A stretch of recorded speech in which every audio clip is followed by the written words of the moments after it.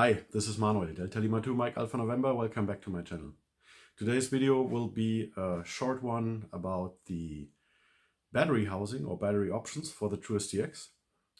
Basically, there are two designs out there. One only can be bought via Sunny, which is David's design, DL1DN. He has its own video about his battery pack.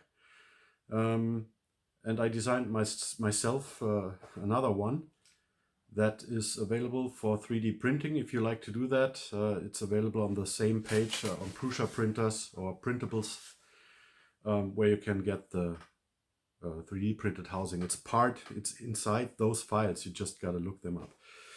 However, not everyone has a printer, so I asked Sunny if she could not provide them, and she did that. So you can buy them now as well from Sunny to extend your uSDX.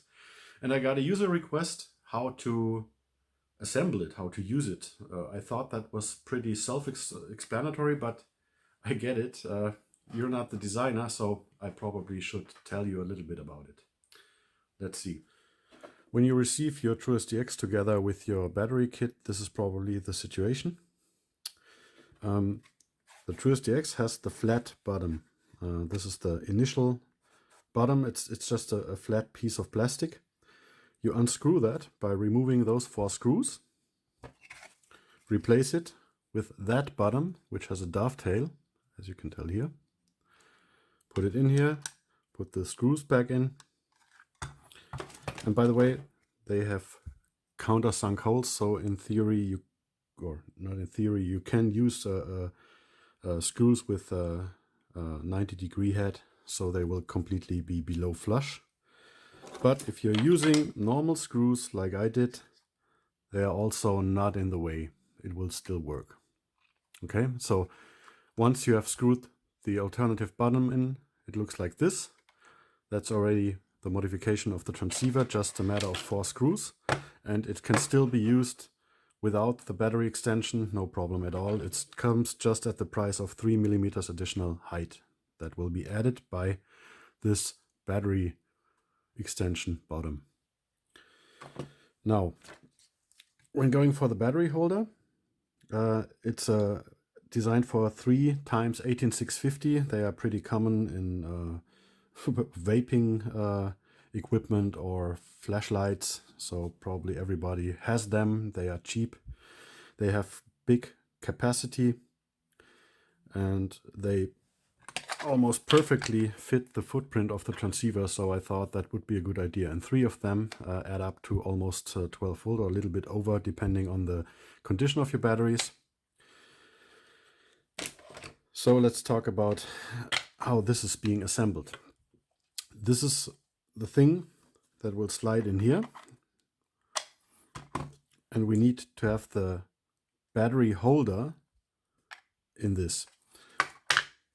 There's by design 2 bumps here, and the battery holder itself has 2 screw holes, and I designed it so that would fit. Now you got to watch out. On one side has a slot, the other side hasn't.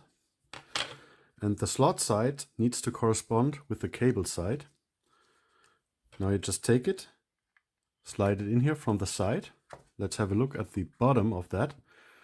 Watch out for this cable to be all in the slot on the bottom, so it doesn't get tangled or hurt. And then it's just a matter of pushing it all in, and the cables that you are going to attach to the connector are guided in that slot. That's it. And now you can see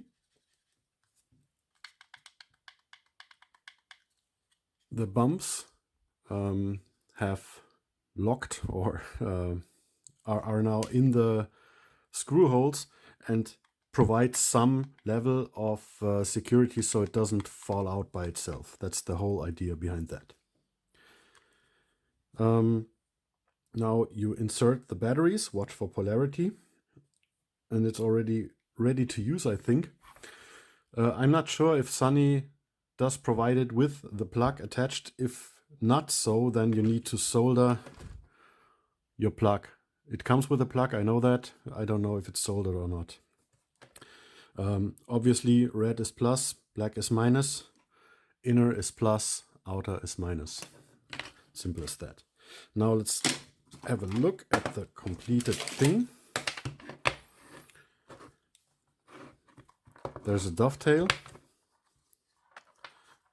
and a corresponding dovetail, and that slides just in. How do I assemble that? I watch for the side where the cable's coming out of the housing. I match that with the side where the battery is being connected, or the power supply is being connected. Then I just slide it in. By the way, it's the same deal. There are 2 indents here, 2 corresponding bumps here, so in theory they should lock. It's a little bit dependent on tension and print quality, but as you can see in my case, it works decently. It's the simplest thing I could come up with, and in practice it seems to work. This housing I carry a lot outside and it's still intact. I mean, you can see the battery is a little bit sliding. Never mind, you can secure that with a cable tie or a drop of hot glue or whatever, doesn't matter. Then just plug it in, ready to use. One remark: you should be watching that you're not shorting anything here. There have been reports where this happened, but in theory this could not happen. This is minus outside here, and I cannot reach the plus region. This would be a short, obviously, but I have seen reports where this happened, so watch out for that. And the safest thing is just to remove the batteries when transporting it. Okay, that's about it. I hope this was helpful. I hope to see you in band 73. Good luck. Bye bye.